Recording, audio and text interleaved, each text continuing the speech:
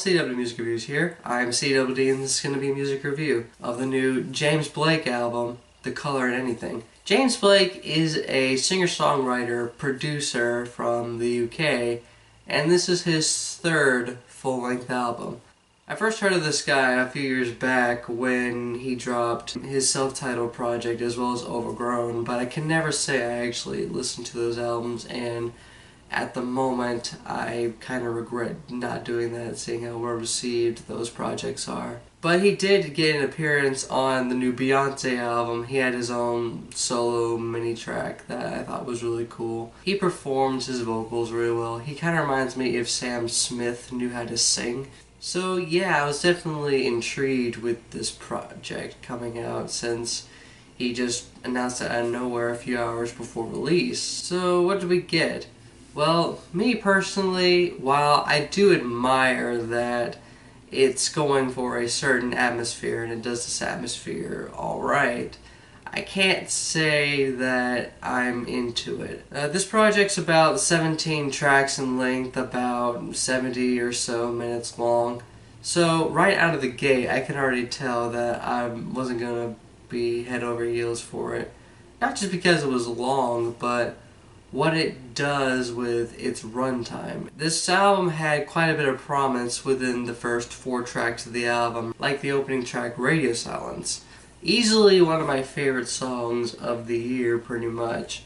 It pretty much sets the vibe for what it is you're going to be getting for the entirety of this album. These really nocturnal piano and eerie synth and beat driven track are really going to set a really downtrodden and really melancholy mood, all the while James Blake is singing particularly well over this track. What this track has that many tracks here do not is progression and interesting ideas. I like the wall of synth that pops up on the latter half of the track. There seems to be some trap influence here with these jittery hi-hats and ominous kind of bass going on. It's a nice track. It certainly opens particularly well. Then you get the track Points, which has a really nice subdued intro that seems kind of longing and heartfelt, before you get No Longer Being Interloped and looped over and over. This is then like chopped and screwed a little bit in a way with like jittery vocal snippets and like a looped bass synth that is crescendoing all throughout for moments. I will say that though there is like an annoying kind of wavy synth going on that comes up that kind of gets on my nerves a little, but not too much in a way. You get the track Love Me in Whatever Way. It's a decent track, if a bit lengthy. This is actually one of the first tracks here that I can say is just a bit long for its own good. Although I do like how this track samples like audience applause and audience banter, adds layer to the track as it's going for, once again, a nocturnal and eerie kind of vibe with like some trap influence going for it. But I think one of my favorite tracks on the album here is Timeless. This track is pretty sexy. There's like some rhythmic staccato synth going on. I do like the synth and percussion progression that comes up around the middle of the track that really adds flavor to this track and keeps it from being too monotonous from beginning to end. It certainly sets the mood for something really sensual. But from there, there's nothing that even replicates how good the first 4 tracks are. The start of this being the track F.O.R.E.V.E.R, F-O-R-E-V-E-R, is just essentially a short, undercooked piano ballad that doesn't really go anywhere. And you get the track Put That Away and Talk to Me. Now, I don't hate autotune, I just don't like how the autotune is being used on this track. It just seems really unnecessary given that, number one, James Blake is a good singer, and number 2, the other effects on his voice that he's been using on this album so far, as well as on this track, are much better and seem more appropriate for what's going on.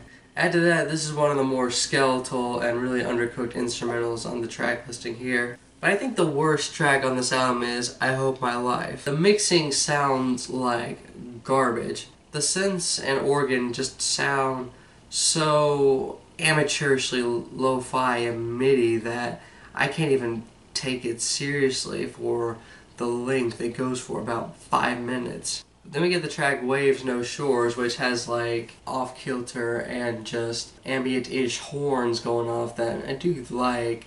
And it's got a nice metaphor to it, how he's singing about this woman that just wants to know him like waves, no shores. Like it's gonna come head first in and then just slowly trickle its way back to where it came. It's a cool metaphor and all. I just wish it was longer and it had more direction to it. The track My Willing Heart, it's not really do anything too different from the other tracks here, which leads it to him feeling like filler. Although I do like the off-kilter female vocals that pop up, as well as this kind of organic bass drum, or it sounds like an organic bass drum. This is actually one of the more lush tracks on the album, and I guess that works to a point as it builds into the next track, Choose Me, though it's not really a favorite of mine either. I do like the choir vocals that kick the track off. I also do like how lively this track in particular is, but there's just these weird auto-tune flourishes that I just don't really care for. And there's like these filtered vocals that pop up as well that don't really add much to the track. And this goes on for about 5.5 minutes, I think, and it just doesn't go anywhere with its progression. But then we do get the only track that I think is great on this second half of the album, I Need a Forest Fire. It features Bon Iver, of all people. Before I continue, one thing I do want to note about this album is that it features writing credits from Frank Ocean and Bon Iver, two people that apparently think that releasing new albums is for squares. But anyway, this track. This has a really gorgeous intro and is like the most beautiful of all the ambient experiments that James Blake goes for. I do have the complaint that Bon Iver kinda overshadows what James Blake is doing on this track, but regardless, this is still a really cool track. Then from there, it's just kind of a grocery list of tracks that I either don't care for or just don't like the track Noise Above Our Heads. I do like the vocal layering on this track, but again, it's lengthy, it's not doing anything different than has already been established on this album. We get the title track from this album, which is another piano ballad that we didn't really need for this album in particular. I do like how it pretty much highlights what the album is supposed to be about in a way. I guess how this relationship he was in is now ruined and now he just can't really see the color in anything, or something of that nature. Still, the ballad just exists for no reason. Then we get the track Two Men Down, which has like a building acoustic guitar intro that I think is pretty cool.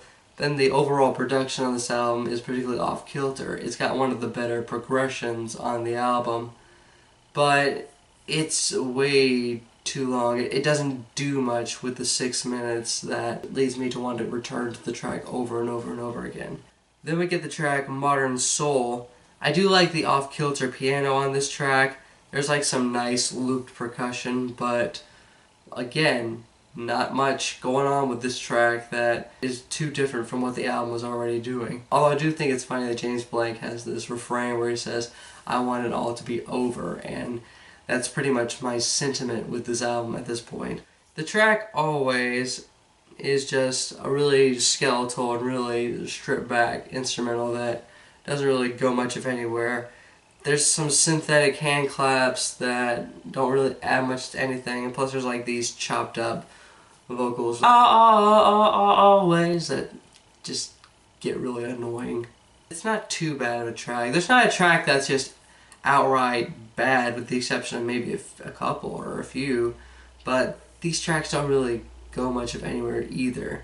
Neither does the closing track, Meet You in the Maze. This just sounds like James Blake heard Bon Iver's Woods one time and thought, okay, that sounds like an interesting experiment. Let me try doing that with just more lyrics. And it doesn't really do it all that well. It just doesn't really add anything to the album. This is just a really unrewarding closing track for an incredibly unrewarding album. So overall, I don't hate this album. I do think it's got something going for it in terms of overall sound. I do admire the cohesiveness of this album as it sets the mood for like a nocturnal and really sad night, I guess. So me personally, this album pretty much suffers from a severe lack of variation amongst not just the tracks, but the overall album as a whole. It's an interesting project, like the way he does some of these songs, but the end result just leaves me really drained of any kind of enjoyment whatsoever, in a way. This album is a -0.7 out of +3. Yeah, I didn't care that much for this album. It's not too bad, but it's not particularly good either. If you're already a James Blake guy, then do check this album out. You might like it a little more than me. I especially would check it out since you've been waiting for this album for about 3 years now. And if you're just someone that just needs music to just lay on the bed and be sad with, then definitely give this a try. Though, there's better albums that I can do this with, though. But if you give this album a listen, what did you think of it? Did you like this album? Did you dislike this album? What was your reasoning for that, and what should I consider listening to and reviewing next? This is CWD Music Reviews here, signing off.